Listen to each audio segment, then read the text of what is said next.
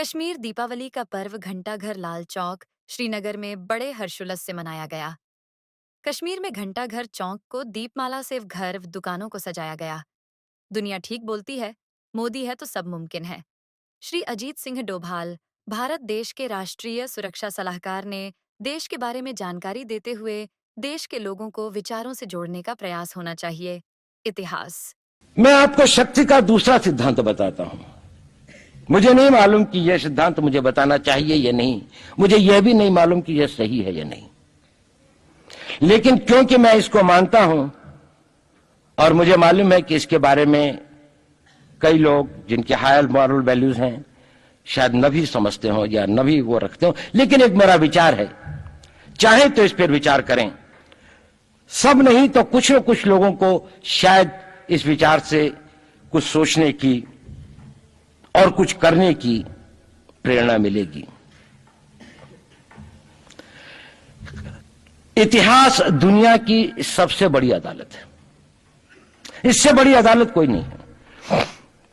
Supreme court में क्या हुआ, हाई कोर्ट में क्या हुआ, लड़ाई के मैदान में क्या हुआ, इलेक्शंस में क्या हुआ, ये सब बातें आती हैं चली जाती हैं, बाद में रह जाता है केवल इतिहास। और इतिहास का निर्णय हमेशा उसके पक्ष में गया है जो शक्तिशाली था। इसने कभी उसका साथ नहीं दिया जो न्याय के साथ था, जो सही था। अगर ऐसा होता तो दिल्ली में बाबर रोड होती है, बाबर रोड है लेकिन राणा सांगा रोड नहीं है, क्योंकि बाबर आया, विजयी हुआ, राणा सांगा हार गया। भारत की हिंदूशाही किंगडम अफगानिस्तान से होती सिकुड़ती सिकुड़ती सिकुड़ती यहां तक नहीं आ जाती। हमने किसी पर आक्रमण नहीं किया, हमने किसी के जीवन मूल्यों को नष्ट नहीं किया, हमने किसी के धर्म ग्रंथों को और धर्म स्थानों को नष्ट नहीं किया। शायद हम न्याय संगत थे, शायद सत्य भी हमारे पक्ष में था, लेकिन शक्ति हमारे साथ नहीं थी। इसलिए इतिहास ने हमें उसकी सजा दी। इतिहास ने हमेशा उनको सजा दी जिन्होंने विचारों को कर्म से और न्याय को शक्ति से अधिक महत्व दिया।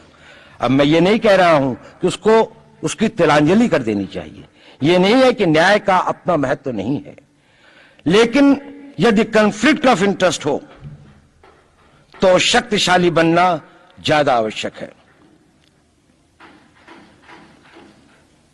भारत धर्मगुरु भी तभी बनेगा जब एक शक्तिशाली भारत का निर्माण होगा। जिन लोगों ने भारत के ऊपर आक्रमण किया, भारत के ऊपर राज किया, इस प्रकार से राज किया कि राज करते वक्त, जाते वक्त अपने गुलामों से कह दिया कि तुम राज कर लो, हम तो जा रहे हैं, तो यहां पर गुलाम वंश भी बन गया। अगर हम लड़ाई के वॉरफेयर के उसूलों से देखें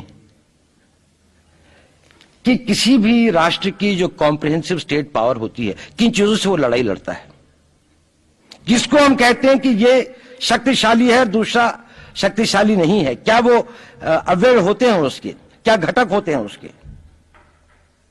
तो भारत के पास जनशक्ति, धन शक्ति, ज्ञान की शक्ति, टेक्नोलॉजी की शक्ति, और जिन लोगों ने आक्रमण किया उनकी शक्ति को अगर हम ये देखें तो शायद 1 और 1000 का अनुपात भी नहीं होता। लेकिन उसके बाद भी हम वो नहीं कर पाए। और ये प्रश्न भी किसी ने पूछा, उस पर मैं आऊंगा बाद में। निवेदिता जी ने उसका बहुत अधिक उत्तर दिया, बहुत अच्छा उत्तर दिया था कि क्या कारण है, किसके कारण भी हम लोग इस लड़ाई में इतिहास ने हमारा साथ या हमारे पक्ष में न्याय नहीं दिया। क्या कारण है कि कश्मीर में हम लड़ रहे हैं, जिन्होंने हमारे ऊपर आक्रमण हो रहा है, हमारे ऊपर बाहर से लोग आकर वायलेशन हमारे बॉर्डर का करते हैं, इन्फिल्ट्रेटर्स हमारे यहां आते हैं, जबकि पूरा का पूरा कश्मीर भारत का भाग है, अभिन्न भाग है। कानून के अनुसार वहां के राजा ने यह हस्ताक्षर किए, हमें दिया।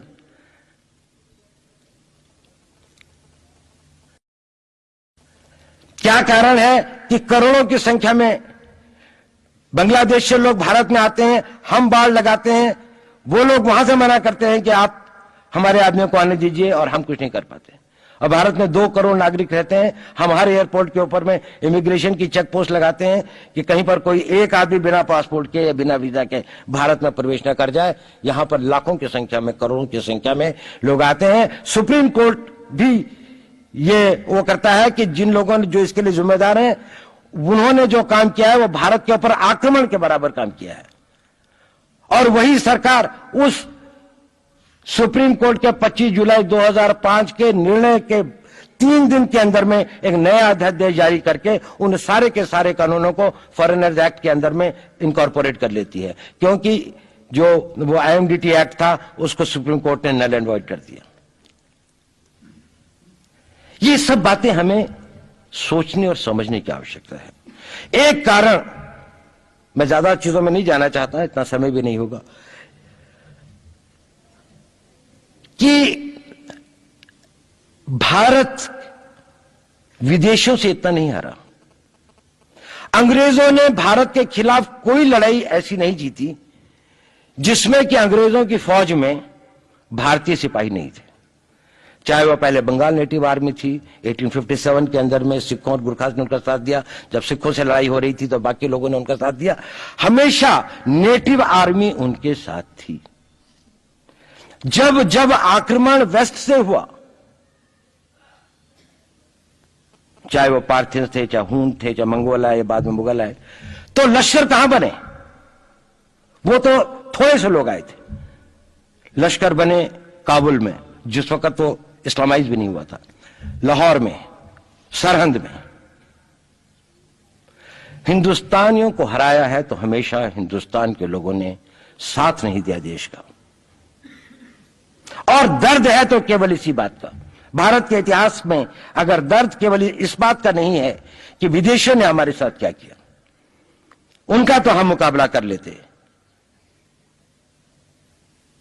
दुख इस बात का था कि हमारे सभी लोगों ने साथ नहीं निभाया और साथ नहीं दिया।